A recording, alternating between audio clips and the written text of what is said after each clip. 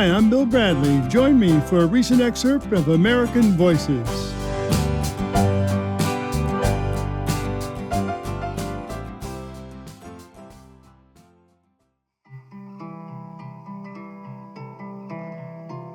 Kris Tompkins met Doug.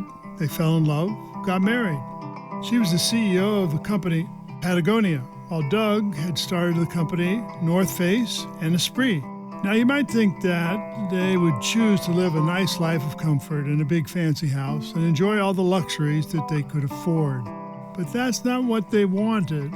They believed that nature has intrinsic value and that land conservation was an imperative. So Kris quit her job, and she and Doug lived in Chile, and they had a plan to conserve land. So they, with their partners, started buying land in Chile and Argentina, totaling 2 million acres, and then they donated the land. With that land, they created 5 national parks, leveraging to nearly 10 million acres.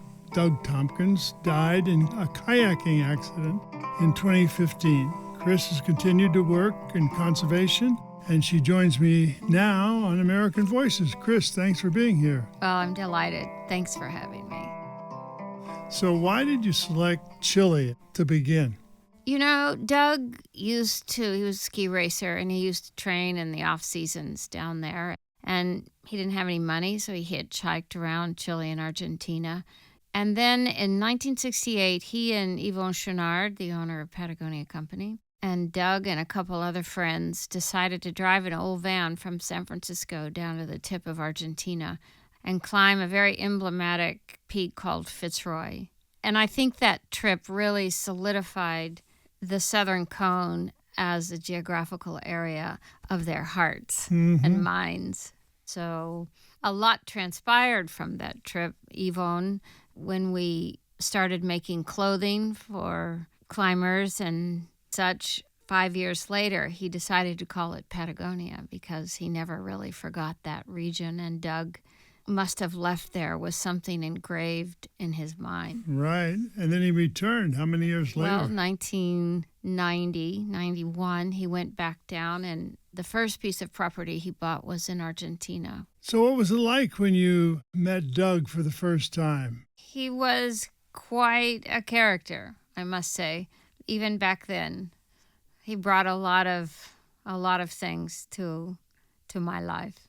We didn't kind of re-meet until I was 40 years old. And I was still the CEO of Patagonia Company, and he had sold his portion of Esprit, and he decided that he wanted to get involved in conservation and supporting thinkers who were really challenging technology and the global economy and what the outcome of some of those assumptions that we have really do to ecological balance. And so you joined him in this effort, right? That's right. We fell in love, and I retired after many years at Patagonia. Our first project was in Chile. So over the last 25 years, we've just been living nomadic lives, really. Wherever the projects were, that's where you could find us. Was it difficult to leave Patagonia? Well, in a certain kind of way, I'd never done anything else. So yes, by the time I was 43 and had been the leader of the company for many years, it was hard, but I also knew that it was time. So how did you get this idea to start buying up land in national parks? It was Doug's idea. He visited an area of coastal Chile and really fell in love with it. And that's when he thought, well, maybe I can actually play an active role in this. And that instigated the purchase of some of the first big pieces of property that we eventually acquired. And then the idea of creating national parks came not too much farther down the road. And that's when we really gelled what became 13 national parks in total between Chile and Argentina. We've helped create, and roughly 13 million acres. And what we thought we were doing in conservation was only half the story. And we have long committed now to go back in and bring back extirpated species in the areas where we work. So, I'm thinking, You've done so much wonderful work. And other than Doug, who was your soulmate in this? That's it. That's it. Yeah, well, it must have been quite a blow in 2015 when he died in a kayaking accident. It was more amputation than just a loss. It just about cut me in two. We were pretty inseparable. The co-founder of the North Face outdoor clothing company died Tuesday while kayaking in Chile. Co-founder of the North Face, Doug Tompkins, died in a kayaking accident in Chile. Iconic outdoor company. So we have great teams in Chile and Argentina and here in the U.S. And of course, everybody suffered the loss of Doug in their own way. He was truly the visionary of a lot of this. He was a larger-than-life person.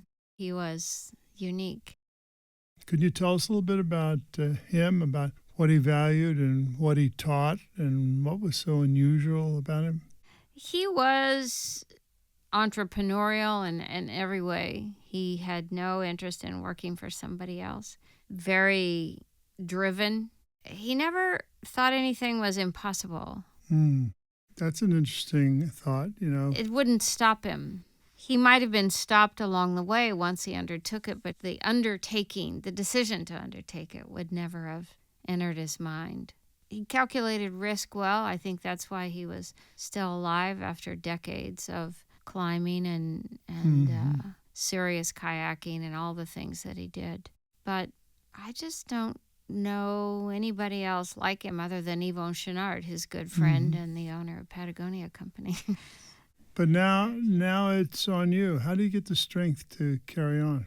I know that Doug dying was the engine to just turn up the heat, probably save me. It's probably the other way around. Now there's just one of us instead of two of us. And also the leaders on the team have stepped up in many ways. Small teams, but very, very good at what they do, maybe the best at this kind of work. Well, when an American arrives in a South American country, Chile, Argentina, Yes. and starts to buy a lot of land, that's got to elicit a political reaction somewhere.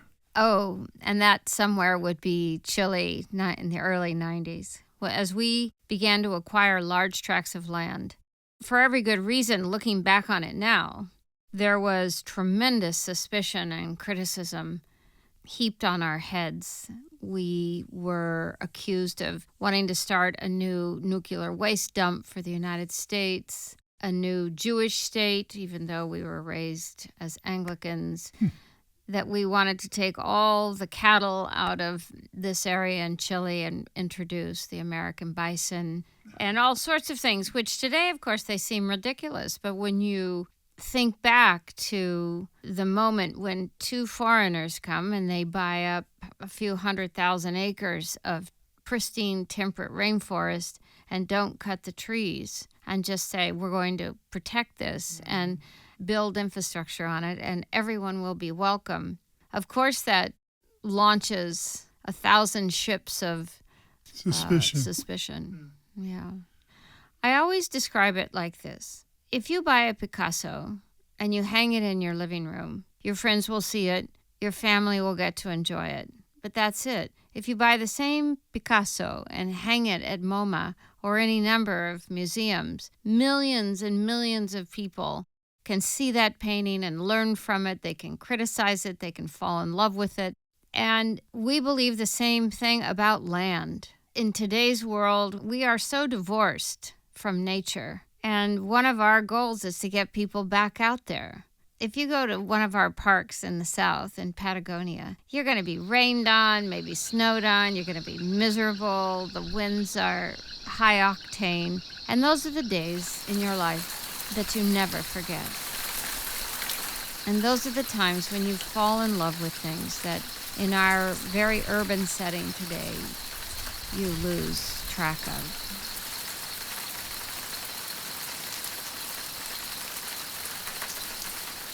And things you learn. And the things you learn, exactly. Well, sometimes when, say, I'm in the Olympic National Park up Right. in Washington or in, Zion in southern Utah or various other places in the national park system, when you encounter this nature, it actually calms you in a fundamental way and makes you realize that you're part of a very complex set of arrangements, and you're just one part of that complex set of arrangements. Indeed. So what do you think someone experiences, or what's your hope? You've created these national parks. What do you hope people get from going to these national parks? I hope that they're jarred to step back out of them again and go do something with their lives that changes the end of this story. We all have a role in determining what we are and who we are. Doesn't matter. You're wealthy, you're of humble circumstances. Everybody plays a role in this. I'm sure you've seen that great NASA photo of Earth from space, Yes. the green bluish Yes. sphere out there in the blackness. Yeah. I mean, you can't help but say and understand that we have one global ecosystem. It's just that picture. And I think that it is soul restoring. That's right. So what is your favorite spot in the national parks you've created? Patagonia National Park, 765,000 acres today. And so when you go there now, you have grasses up to your knees, sometimes up to my thighs, which isn't saying much. I'm pretty small. But you see guanaco, which is one of the South American camelids. You see pumas, foxes, big birds that look like ostriches up on the border with Argentina. You see beech forests, glaciers, lakes, rivers, and wind, always the ever-present high volume and high-speed Patagonian winds. What do you feel when you're there? I feel gratitude that I could even come close to helping to create these places, which will live on the next 100, 200 years. You really are a leader at Patagonia and on the conservation movement, and obviously you have strengths as a leader. And so what advice would you give to others who want to be a positive force in the world? I think you have to get out of bed every single day and decide to do something that has nothing to do with your personal gain. But why is it so difficult for people to do that, to find that part of themselves that they first of all know is their truest self, and then have the courage to step forward and follow it? I think it's difficult to decide that the way we're living is unsustainable, so we have to go and do something about it. I'm a fighter by trade. I don't want a quiet life, I guess. I didn't choose that route in any case. So I think we have a real chance at reminding ourselves that we really do have one life as far as we know, and you might as well blow out the pipes as you go around this time. And I have learned that over and over and over again. Kris, I can't thank you enough for coming here and telling us about your story. You are helping to save the planet and wildlife, and for that we can all be grateful. And hopefully some of us maybe will be able to see some of these beautiful national parks in Argentina and in Chile that you've created. Well, I hope so. It's well worth it, and I appreciate having the conversation today. I've been speaking with Kris Tompkins of Tompkins Conservation. Find out more, visit us on Facebook, facebook.com/American Voices with Senator Bill Bradley.